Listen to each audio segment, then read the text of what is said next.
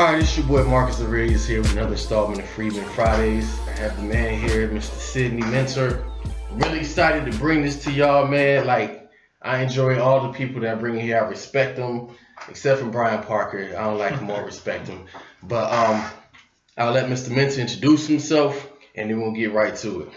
What's going on, everybody? Sidney Mentor, originally from Winston-Salem, live here in Charlotte, been here for about 10 months. I'm an employment lawyer at a firm. I'm glad to be here. Thanks for having me, man. All right. So you made it out of Winston-Salem, Trefo. Trefo, yeah. Any particular tales or stories of interest that I guess helped make you the man you are today coming out of Winston? Yeah, definitely, man. Just my journey to try to get to law school was a tough journey. Applied right out of undergrad, probably didn't have the best grades, and I didn't get in, and I was frustrated and pointed the finger at everybody except myself. Then I applied again the following year, didn't get in. Applied the next year, finally got in. How many schools you applied to? Like 5 or 6 schools. So I was going really hard trying to get in, man, and people kept telling me no. And I had a career in banking at the time, and I was like, well, if I don't get in this last time, I'm just gonna stick to my career in banking. But I ended up getting a letter from Central saying you got admitted into the performance-based admissions program. So I had 2 weeks that I needed to come down here and do the program in Durham. Well, at my job, I only had about a week and a half off. So I had to tell my job at the time, a tall tale, to get the 2 weeks off. Came down here, stayed with a friend, and the rest is history, man. All right. So you said you're from the real Winston. You're not from Kernersville, right? Born and raised, man. Winston-Salem, man. North Winston-Salem. All right. And so little thing, I'm a lot younger than this guy. He's actually 42. I have a lot of respect for my elders. Unless we playing ball at the Y, it's different. But this guy, he might can dunk on me. I don't know. You still got it in you? I don't know about dunking, man. All right. He don't know. He can hoop though. But as far as your time in NCCU Law, you were the editor-in-chief there. Is that correct? I was. All right. And so did you get anything published? I mean, did you get anything published for yourself? Like, did you write anything? Yeah, I actually did write something. My third year, wrote an article. Well, actually, my second year, we had a competition. And I wrote an article, and it was selected to be published. So that was my first publication. All right. Are you still doing other publications and kind of not self-publishing, but getting stuff published? Yeah, absolutely. I probably published 7 or 8 articles over the last 2-3 years. So I've been writing a lot of articles related to employment law, trying to build my brand. All right. And get noticed more for my work. So so you're doing this show, that's fine. And really appreciate, I really respect this dude. Let's say since day one, he just carried himself different. Maybe because he was 32 in law school. But recently did a show on, was it Francina Marie? Francina Marie. All right, and what did you talk about in that show? We talked about do's and don'ts of holiday parties. A lot of times companies have end of the year parties, and they call them Christmas parties or things like that. And people act bad. Okay. They have too much to drink, they act a fool, and the rest is history. All right. Yeah. And so if they did act a fool, do they call you or your firm to kind of pick that up? Yeah, oftentimes what you'll have is a discrimination lawsuit or somebody will file a claim with the EEOC alleging discrimination. Like, hey, I was at this party and somebody said something inappropriate to me. I feel like I've been harassed or discriminated against. Therefore, I'm going to file this claim with the EEOC. So that's when my firm would get involved. We would represent the employer in every situation against the employee.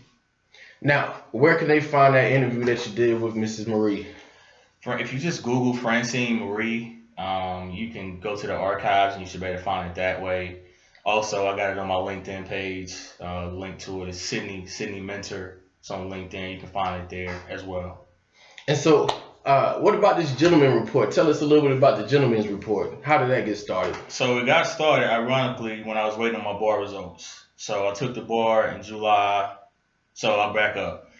So the bar is 2 days, or it used to be 2 days. I think it's going 3 days now. So my birthday is July 27th. So the bar exam, the first day was July 26th, and the second day was the 27th, was my birthday. So I took the bar, and everybody's like, I know you passed. And I'm like, I don't know. So I'm kind of sitting back, getting nervous, thinking about my results. And North Carolina takes about 30 days, as you know. So during that period, I'm like, all right, what can I do to keep my mind sharp and keep my mind off worrying about these results? And I was like, you know what, I like to write. I enjoy expressing myself that way. So I decided to start a blog, and I've been doing it ever since. The first year, I probably had about 60 or 70 blog posts, and each year, since I started practicing law, it's gone down and down. So now maybe I only do one per month. I like to write about music, sports, current events. I try to be as objective as possible, especially when it relates to legal things, because some people don't understand some of the cases. Mm-hmm. So I don't want to come out and say, this is my opinion. I don't want to sway you. I just want to tell you, these are the facts. This is what the court held. You can draw your own conclusion. He might be a better journalist than most things. He tries to be objective. Try to be, man. So where can they find the Gentleman Report? So it's www.thegentlemanreport.blogspot.com. All right. So we're going to switch gears and we're going to do something we haven't done before. We're going to call it 2 questions either or. Actually, some of them are going to be 3. It's going to be a lightning round for Mr. Mention. We'll ask him a couple of things, and I know he's covered some of these topics on the Gent Report and just from talking with him in life.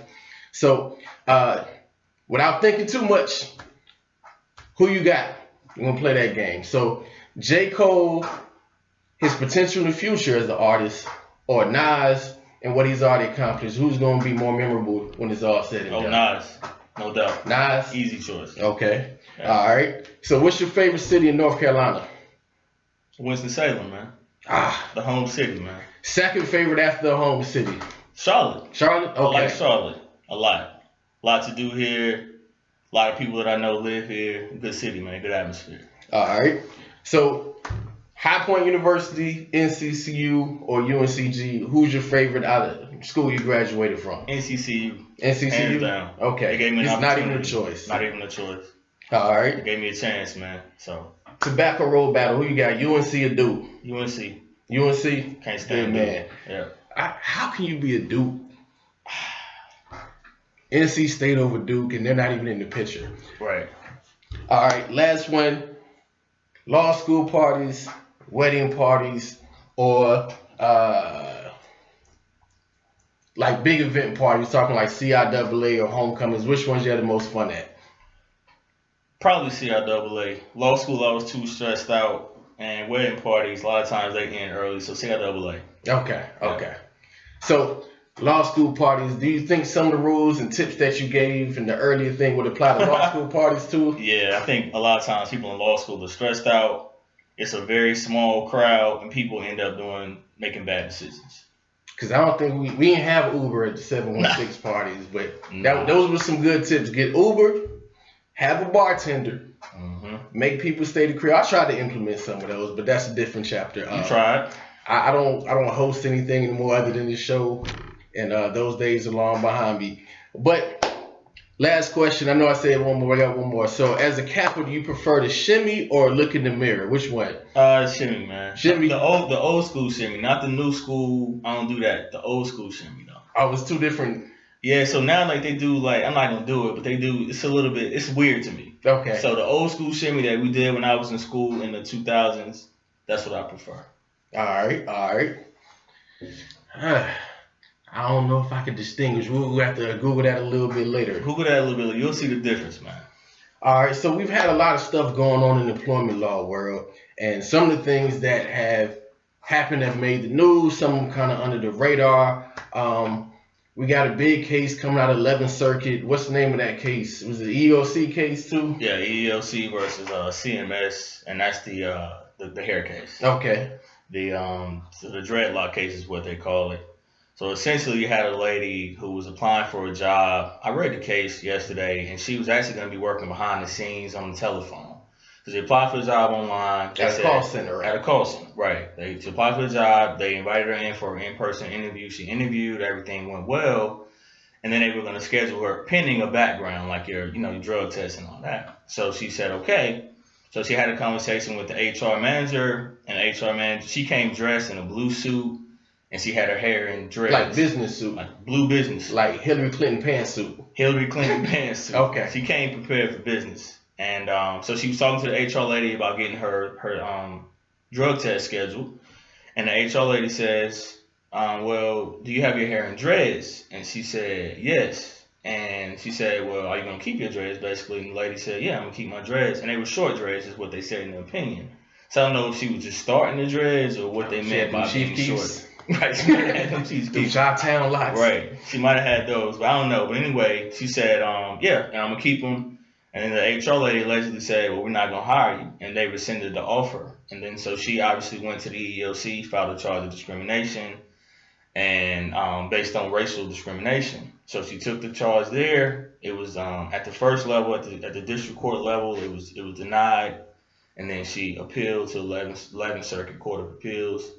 And they affirmed that decision. And so it was kind of a controversial case. The biggest thing for the court was they were trying to differentiate between an immutable characteristic and a mutable characteristic. So an immutable meaning something that you really can't change, and mutable meaning something that you can change. So they said in some cases where a person has, like the texture of your hair is immutable, you can't change that. But they were saying in this case that she made a decision to wear her hair in that way, and that wasn't based on race. They were really trying to figure out, what is race? How is it defined? And they said since the Title VII was enacted in 1964, they never actually defined race. So no one really knows what it means. And they said when it's not defined by the courts, then it just takes the everyday meaning. So they went through 3 or 4 different iterations of what the word race means, and they never really decided.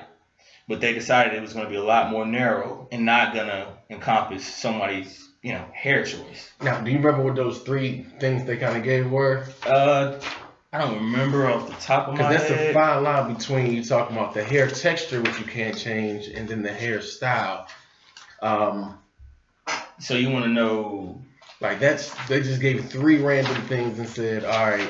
In terms of how to define race. Not necessarily random, but they gave 3 talking points of race and what it defines, and then they say, well, mutable characteristics versus immutable, and then they rock with it and said she doesn't fit, or this doesn't fit within the definition of race, even though there are some cultural aspects of hair. Is that correct? Yeah, that is correct. Okay. And I think what the court did, honestly, was they just followed precedent. They said, look, all the other courts of appeals across the country have held that this type of claim is not going to move forward.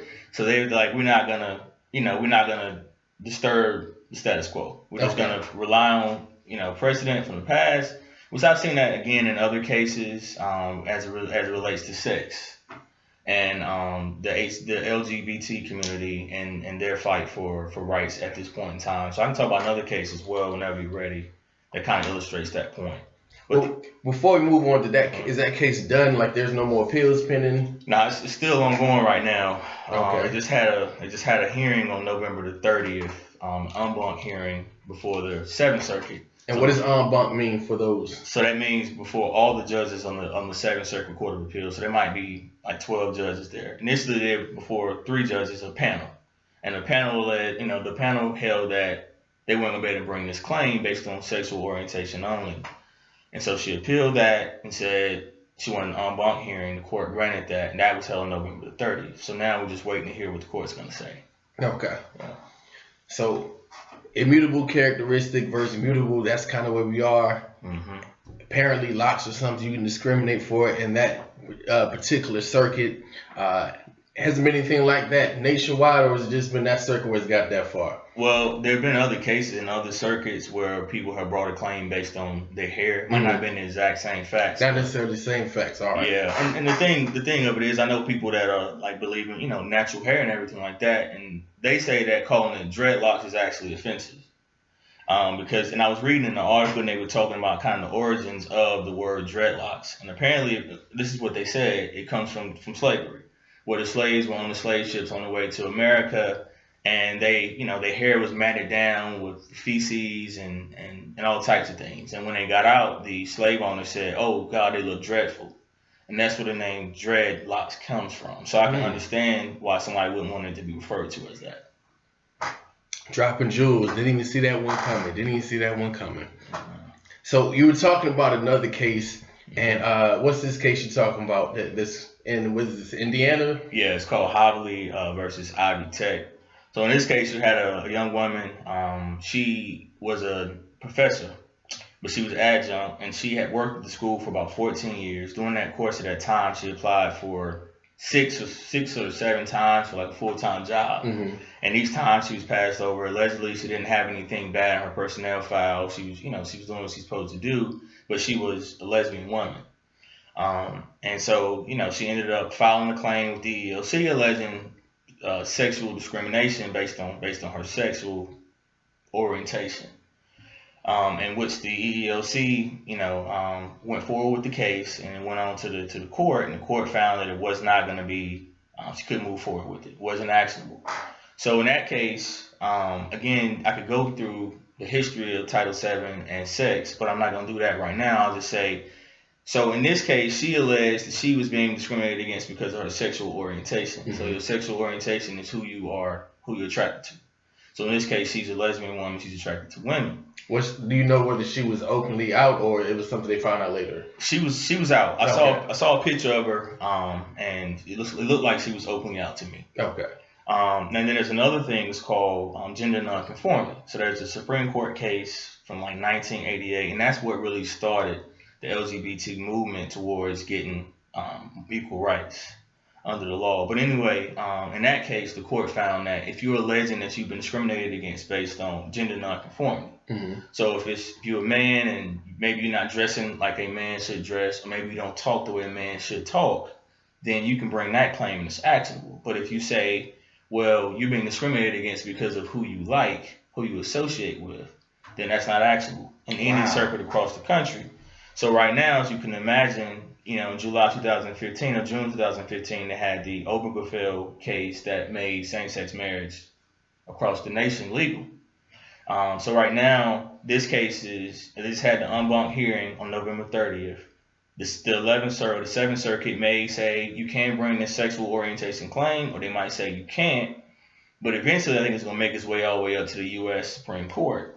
That's the only other way that it can be changed, or a constitutional amendment, or a congressional amendment, which that's probably not going to happen, especially with the new administration. So it's either going to be that or the U.S. Supreme Court. And eventually, I believe this issue is going to make its way all the way up to the Supreme Court. They're going to have to say, hey, can you bring a claim? Because if you look at the law itself, it just says sex. So what does that mean? Is it biological sex? Is it gender identity? Is it based on your status as a transgender? What does it mean? And so that word, it's kind of like race, has been expanding. The EEOC and plaintiffs have been trying to expand the meaning of that. Because in 1964, when Congress enacted this, they weren't thinking about the LGBT community. Just like with race, they weren't really thinking about dreadlocks or locks. They were thinking about minorities and women who were being discriminated against in the employment setting, weren't able to move forward. In some cases, weren't even being hired, given a chance to work. So, do you think that there should be, revisiting every certain, because words change, we add stuff to the dictionary, mm-hmm. Our vocabulary changes, the way we kind of see and perceive things. There's a lot of precedent in the law. How do we kind of reconcile what was, the original intent way back when, and or how we apply things today? Because precedent is heavy in the law. It is. But how do we kind of, update or modernize some of these antiquated ideas and notions or stuff that wasn't foreseen? Does it have to make its way through the courts, or? Well, it's either that, or if it's Title VII, you got to amend that rule, congressional action. So, this is why I'm not to get on a tangent, but this is why voting is important, because then you can have people in those offices who are going to fight for certain things for certain people. If you continue to have the same types of folks in office, whether that be judges or whatever it may be, you're going to continue to have the same impact, and things are not going to change one way or the other. So where's this case right now? So right now, the court's ruling on it. They're deliberating, essentially. So they're playing that Jeopardy 30 seconds. Just trying to wait to see what happens next. So it's November 30th for what's the date? So they've been on it for a while. I don't expect anything until probably the new year, especially the holidays and stuff like that. Well, different court, but we'll come back to that. So, what are you looking forward to in the new year, and what are things you're gonna do different? What things you're gonna do the same? What's been working for you? Everybody makes New Year's resolutions. Do you make those? Typically, I don't, man. Just because my list tends to get too long. There's so many things I want to accomplish. So this year, one thing I'm really going to do is just focus on relationships, man. Like whether that be friendships, family, other relationships, whatever it is, like really focus on that and really tighten up my core people that support me. Make sure I'm showing them love. Sometimes you can get too caught up in the moment and you can be so, ambitious that you kind of forget about the things that are really, really important. So for me, next year, I want to do that. Okay. And he said that he's born on 7/27 is something very important. Born on 7/27, that ain't him. That's my daughter, Ariana, 7/27/14. And I don't make New Year's resolutions either. I think we should work through those throughout the year, working on ourselves. And I'm a perfectionist, and I know that I come short. But we're going to talk more about Mr. Mensur. What was it that made you choose law and employment law specifically? Did you know, or did you fall into it? How did you get into this path? Well, law was something I always wanted to do, man. Believe it or not, in elementary school, I taught a lot. And so my teacher was like, you should go into law. And I was like, okay. Didn't really know what it was. Didn't know any attorneys in my family. Didn't know any attorneys, period, growing up in Winston. Then I ended up going to high school. Not going to say the school. You can't shout out the school? I got a little bit of shade there from the guidance counselors. And I was like, hey, I want to go to law school. And they were like, well, why would you want to do that? And so I kind of put it on the back burner. Then I got the undergrad. Didn't do what I was supposed to do. Had a little bit too much fun. Too much shimmy. And too much shimmy. Too much hanging out, and didn't take care of business. And so I ended up working for a bank for about 4.5 years. And I remember I've always considered myself to be a problem solver. And I was in the bank, and I was working in a retail role. And I was able to help clients and customers with certain things, but there would be certain things that we have to escalate to the legal department. And I'm like, legal department, what do they know that I don't know? So it kind of got me back on my path. Like, I really want to do this. So I ended up going to grad school. It really kind of helped myself get into law school, because I know if I went there and did well, that would kind of bolster my application for law school. And that's kind of how I ended up getting back into it. It was a passion that I had. It was just a matter of kind of finding my way. And so who was your favorite undergrad professor and law school professor? Dr. Curran is my favorite undergrad professor, professor of sociology. He's a Omega. He's a Q. Went to school, I want to say, in the University of Washington. Real deep brother, man. He teaches at UNC Greensboro. Still tenured guy. When I remember when he walked into class, I didn't know that he was a professor. I mean, he's kind of a big guy. At the time, I want to say he had locks. He had visible tattoos. But as soon as he opened his mouth, you were like, okay, I see what's going on. But he just looked so young, I didn't realize he was a professor. And when I was going through my process of becoming a Kappa, he kind of recognized that and gave me some uplifting words as well. So, and then in law school, Professor Ringer is my favorite. For those of you who don't know, Professor Ringer is kind of like James Earl Jones, like that type of that voice.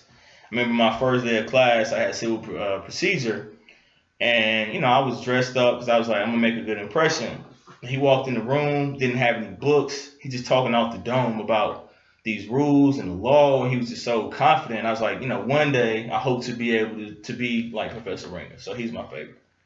You plan on being a professor anytime soon? You already publishing a lot, but professorship in the future? Potentially, man. Right now I'm soaking up all this knowledge in private practice and getting this practical experience. But I was a tutor in law school. Did evidence my second year and evidence my third year, contracts my second year. So I do enjoy working with students and trying to help them get to that aha moment where they kind of understand what's going on. But right now, I'm sticking with the private practice. All right. For now.